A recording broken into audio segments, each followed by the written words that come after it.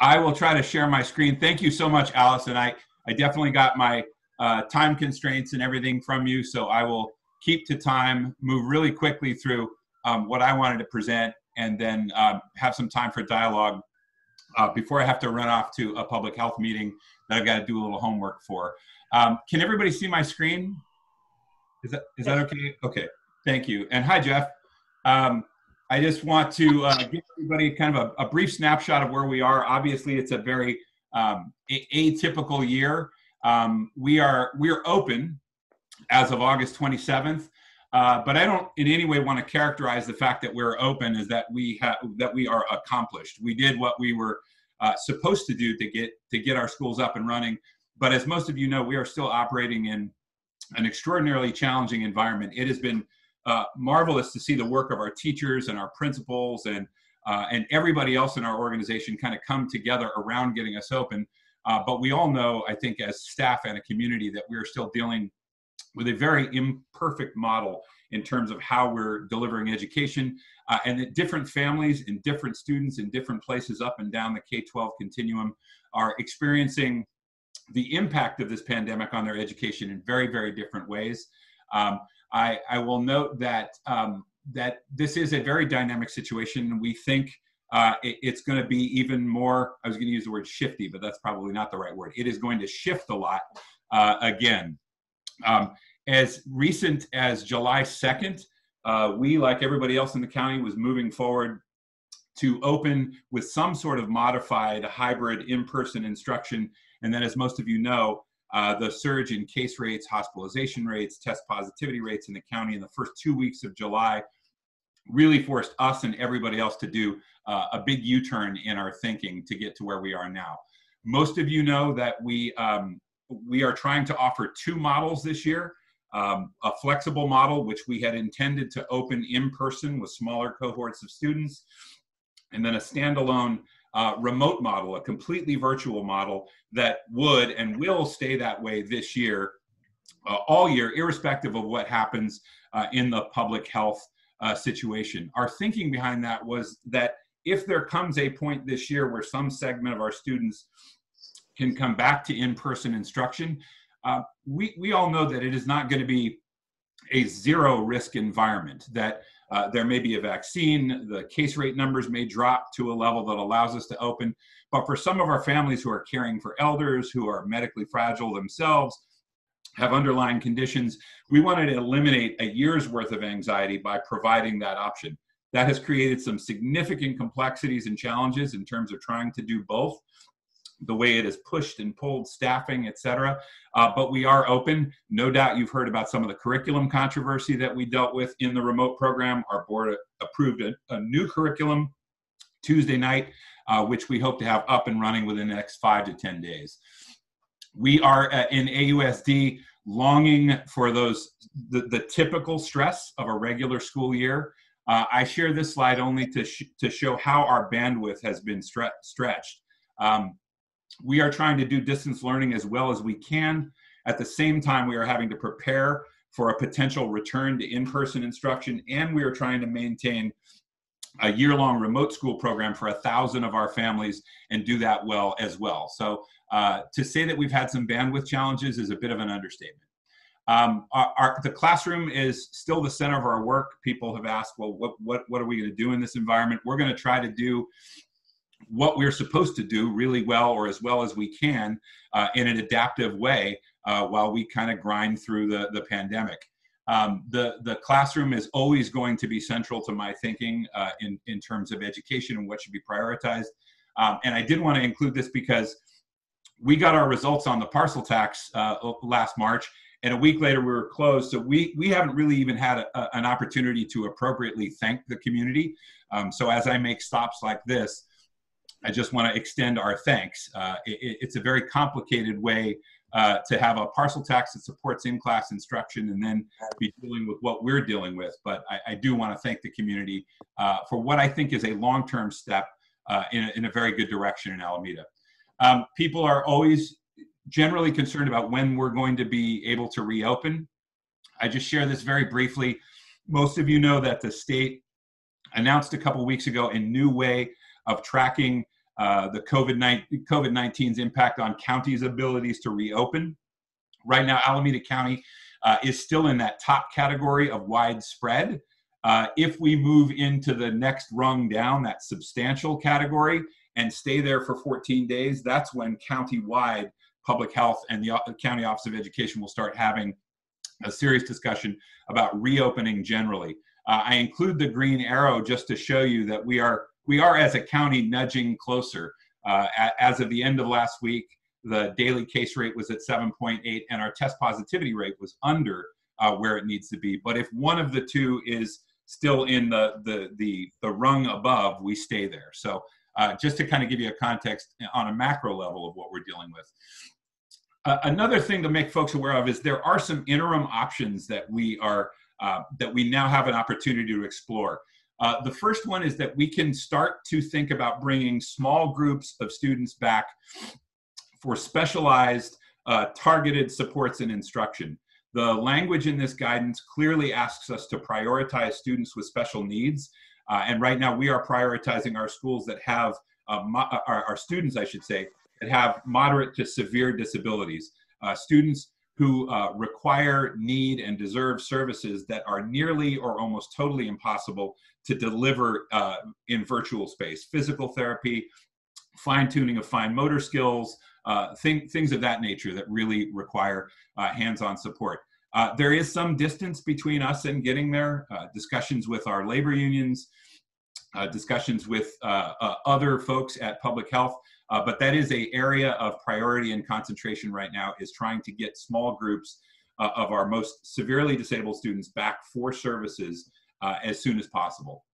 Another interim option that people are talking about now, and maybe some folks in the room have heard about it, is that Alameda County has finally articulated a waiver process wherein we could apply for a waiver to resume in-person instruction at the elementary school level only. Actually, it's TK through 6. This is a good option to explore. What we are finding particularly problematic is we really got the details on this the Thursday before the 3-day weekend, and now we're being told that the deadline to apply is September 17th.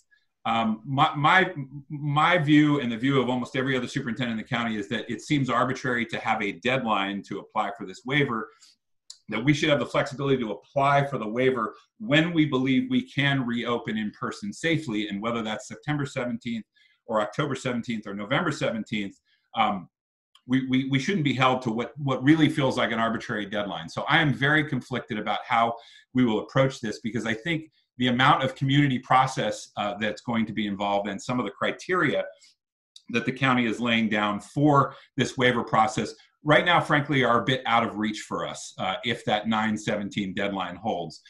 This slide shows you all of the, or a pretty good summative view of what an application for a waiver to resume in-person instruction would contain. The things that are not in yellow are things that we've been working on since last May, so we have pretty good plans and contingencies for those. But some of the new things that have come up are things that myself and my colleagues across the county still don't have a good answer for. The chief among them is the notion that we would independently, as a school district, contract with a vendor and exact an agreement with a lab to conduct surveillance testing and periodic testing of our staff. I'm frankly a bit disappointed that there isn't more of a centralized approach to how schools as a key public institution would manage employee testing. It's probably reflective of some of the lack of leadership that we've seen at the national level in terms of education, not to editorialize, but that is clearly something that I can tell the community. We are not going to have a testing protocol in place with an independent vendor or a lab to test 50% of our staff every month by September 17th. Now, with some lead time and some sense of cost, I may be able to do that by mid-October or the end of October. But I put that out there just to show folks kind of the conflict between what's being put out there by the county and the state and what we realistically, on a local level, have the ability to do. One last thing I wanted to cover before I dummy up and allow time for questions is lots of curiosity about devices, connectivity, Wi-Fi for family, since we are by no choice of our own have all defaulted into this virtual space and a need for devices. I really want to kind of give accolades to our tech department, our maintenance crew, and our principals, really, who marshaled a lot of this at the local level at their sites. We've distributed 2,500 Chromebooks since last spring. We have 700 additional Chromebooks that are out there right now for our families, 1,000 more on order, and which means even when we get past this pandemic and hopefully this exclusive distance learning model, we're going to be at a 1-to-1 device ratio with our students with about a 10% buffer. So that was a medium-term goal of ours when I came on, just fulfilling that 1-to-1 aspiration, and we're going to be there. Maybe it's one of those silver lining aspects of COVID. We necessarily had to step it up, and I think we're in a really good place there. Connectivity continues to be an issue. We have distributed 100 hotspots to families who need connectivity. There are 150 more that I literally was informed have just arrived this morning. If you know a family or a student who needs connectivity or a device, we're really asking folks to work through their schools. We have a nice kind of channel of communication set up between our tech department and our principals. They're going to our tech leads directly. So again, if you know a family that's in need, have them contact their principals, and there should be a mechanism at every school site to make sure families who need to get connected can. The hotspots are not in and of themselves a complete solution. There are some areas on the island where we have questionable cell service, and since hotspots are cellular devices, if you get bad cell reception, the hotspot's probably not going to help you. So we do have a limited budget in working with 2 local internet providers where we can actually help a family for whom a hotspot won't be the solution, where we can actually get an install set up for them and cover that cost through the end of the calendar year. Hopefully we'll be able to continue that on through the school year, but budget certainly is an issue for us right now. It's not a flawless solution. There's still some challenges related to installation. Some buildings don't have the cable infrastructure. Some buildings don't permit an antenna, et cetera. But to the greatest degree possible, we are supporting any and all families who express a need to us. I think that's all I had as far as things that are kind of in the hopper or boiling at the highest level. So I would open it up or turn it back to Alice as the facilitator, however you want to handle it.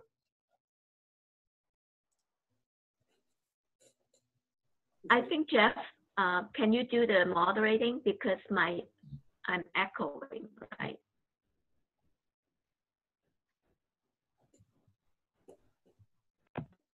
Jeff, you're muted right now. So Alice, I muted Rob. That was where the second mic was coming from. So you're welcome to continue. You mean that makes a difference? Okay. Yeah, see, you were picking up your voice on Rob's audio. Okay. All right.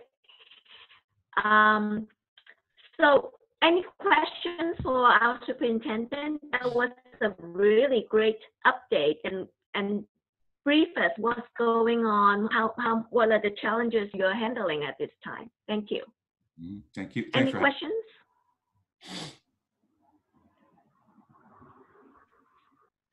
Al Wright, please unmute yourself. Thank you, Alice.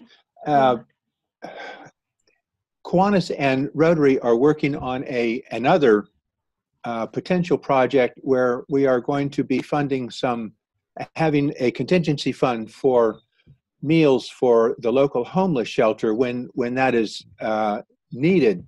I'm wondering, you said you've got a limited budget for installing the hardwired internet for families of mostly low-income families. Is there an opportunity for the community to help fund that, crowdfund that in any way? Yeah, I would say yes. I'm not going to say no to any opportunity. I think what we've started to do is talk about this through our PTAs. Our PTA council has also kind of expressed an interest in at least supporting families in that regard. But we would certainly be open to additional conversations. My fear is that the small number of families that we may have to use that for, like I said before, Al, if we run out of funding, then what do I do, for those students in January? I anticipated it'll be a small and manageable number, just by virtue of the fact that we've been able to take care of most folks via these hotspots, and now we've re-upped there. But we would certainly be open to additional meetings or dialogue about how to perhaps partner on that. If no one else has a question, may I ask one other one? If you have had a moment free to look into the future, what do you see the future of distance learning to be for the school district? Is there a place in Alameda for distance learning going forward? Does that help you in not having to build classrooms and such? Yeah, that's a great question. I think it's. I probably will have very schizophrenic answers to that. I mean, I think on the one hand, one of the things that we're seeing, and I know this community over time has talked about inequities between, for example, the high schools and classes offered here and classes offered not there.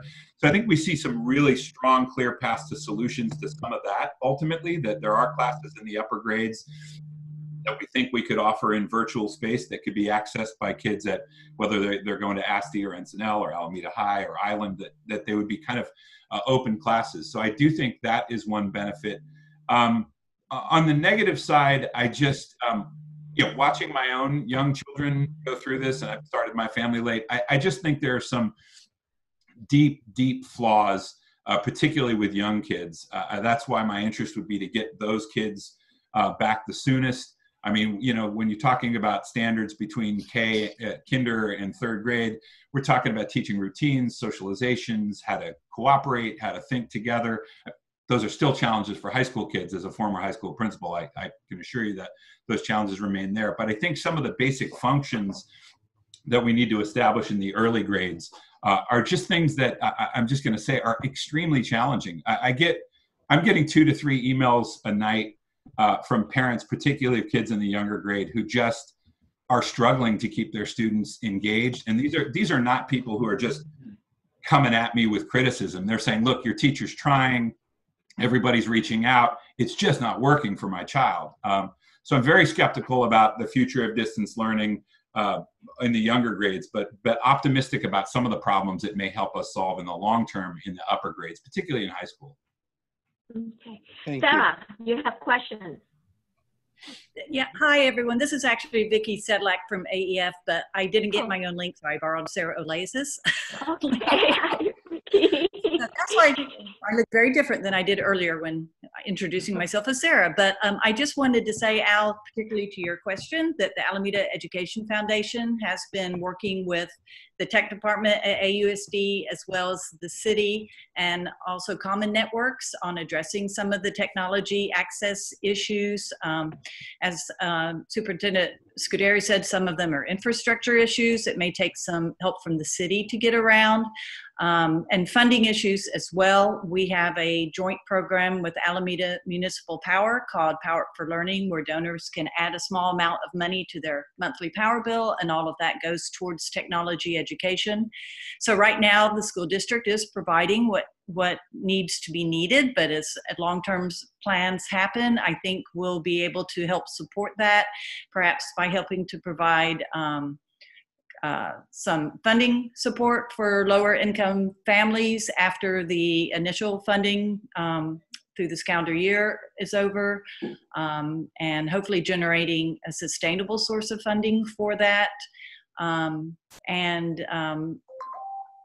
So anyway, we welcome any support, but I think if there's some ideas you have, I would invite anyone to get in touch with me at the Alameda Education Foundation, and I'll put my email in the chat.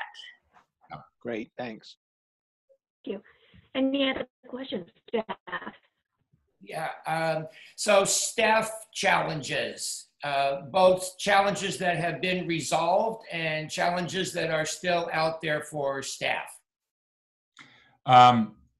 Do you mean from a district staffing level, or for individual staff members? Teaching staff. Yeah, I mean, I think I think that the best thing that we've been able to do is kind of get back to what we would do in a normal sequence or semester and say, look, here's the time, here's the space. We're all conscious of standards. I think we've untied teacher hands this year in a way that we didn't in the spring.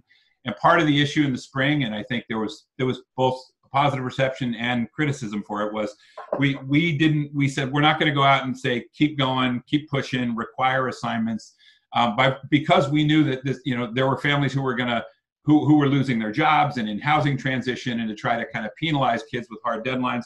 On the other hand, other folks who were more able to kind of deal with the transition were frustrated that they didn't get enough. So I think giving the teachers back the degree of independence that you need to give good teachers to function, that's been great.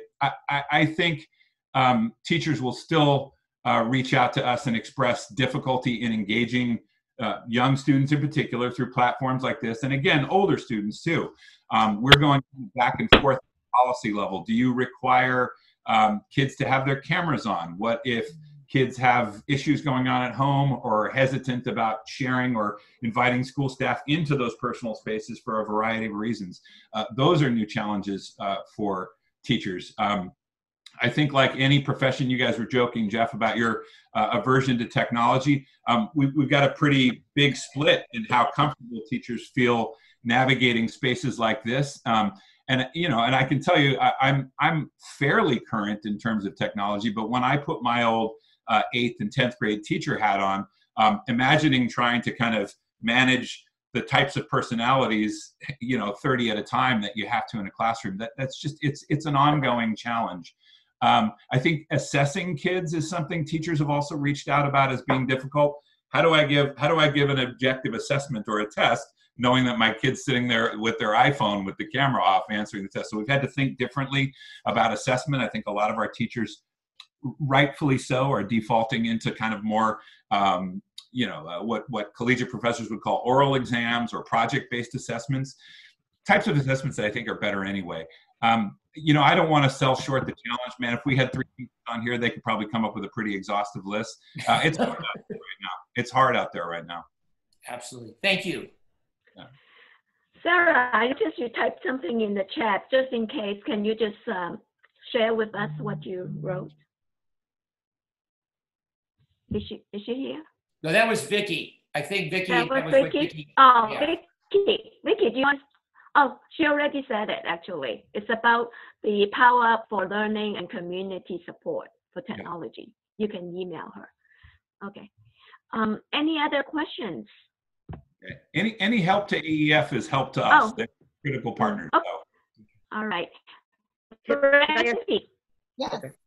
I had a question about any trends that you might be seeing in terms of students with distant learning. My only understanding from reading about schools, I don't have children in the school district, but bullying is down, right? But are there other like trends or things that the school district is on like alert for, like regarding mental health or anything like that? Yeah, it's a great question. I would say that, your point about bullying is well taken. Our principals are not having to deal with, conflict in the hallways the way that it would be, and are kind of focused on other things. I will tell you anecdotally, is it Brandy? I'm sorry, that's what's coming up on your screen. I will say, Brandy, that I can tell you anecdotally, we're still refining the numbers, that we haven't seen much of a change in our requests for mental health support. And in fact, I think we're going to see a slight uptick when those numbers get refined. Some of our older students, I think some of our younger students are dealing with kind of the instructional challenge. Some of our older students are really starting to show the signs of kind of being disconnected from community, disconnected from each other. And so I think we're going to see more and more kids and families reaching out for support in that area. Alameda Family Services is still up and running. Our counseling staff is still out there. Our coordination of services teams, which is kind of our school-based multidisciplined group of folks that look at kids, everything from attendance to behavior to grades, is still functioning. And we're kind of bolstering support in those areas, because I suspect it's going to be a rough year in that regard. Immediate trends, maybe uptick in things like cyberbullying and access to content. Many of you are probably aware of that really kind of gruesome graphic video of a suicide that went viral over the weekend, and I think are needing to be at least in consistent communication with our families about knowing what our filters do and do not filter for, and how to be good digital citizens and be aware of things. Those are maybe not trends yet, but they're things I'm concerned about. Thank you. I think Robbie wants to ask a question. Robbie? Yes, thank you. Good to see you, Pasquale. Hey, Robbie. For some of you who don't know, I run the not after school, but the Education Center at Alameda Point Collaborative. And Brandy, I think it was just asked the question. I appreciate that question, because for our youth students over there, it is significant results of needing some support, not just academically, but mentally, socially, emotionally, all those categories. Yeah. The students I work with are kindergarten through 5th grade. And so I'm curious, it's great that everyone's talking about technology, but a lot of these parents themselves, the reason they're not equipped themselves to know how to turn on Zoom, how to do the basic things, definitely not equipped to be their child's teacher overnight. Are there any groups or any kind of committees forming that are going to provide outreach for the parents during this time? Because what we're seeing is parents are frustrated, and of course it trickles down. And so in taking care of the whole mental, all that piece, is there some point that we're going to look at the parents that are at risk themselves? Thank you. Yeah, Robbie, that's a huge point. I mean, I think I would go back and change some of my statements on the technology piece because of what you just said. Like, it's one thing to have a device and it's one thing to be on Wi-Fi, but can you actually access that even if you have the equipment? So I think what you're describing is part of that, right? It's part of that access. I think part of the way we've been thinking about that solution is to support spaces through this concept of learning hubs. Maya Breed in San Francisco talked about this a couple months ago to try to get city staff or nonprofits in the area kind of create a space where we could provide support during the day for students. I think there's a potential path to that in this new guidance from September 4th that allows us to do small group instruction. I think we've probably got to be more pointed on your point about the direct parent support. We did a pretty good opening parent conference, but to your point, it probably didn't reach all the folks who needed to reach. So I don't want to front like we are there, but I will take your suggestion and say that we probably should get a little more pointed with parents who aren't showing up for these things, who are not able to access them. Thank you. Any other questions? I want to applaud Robbie's question, about actually it seems like it will be one of the things that maybe we should think about as a club for volunteers to do hands-on helps and instruction. But that's something that I think our club has to think about and deliberate, and but sounds like that it will be very meaningful. Superintendent Scuderi, thank you so much for your time, and thank you for your leadership for the school district and doing all this important and very great work. Thank you. Yeah, thank you guys for having me. I really appreciate it. Anytime. Thank you.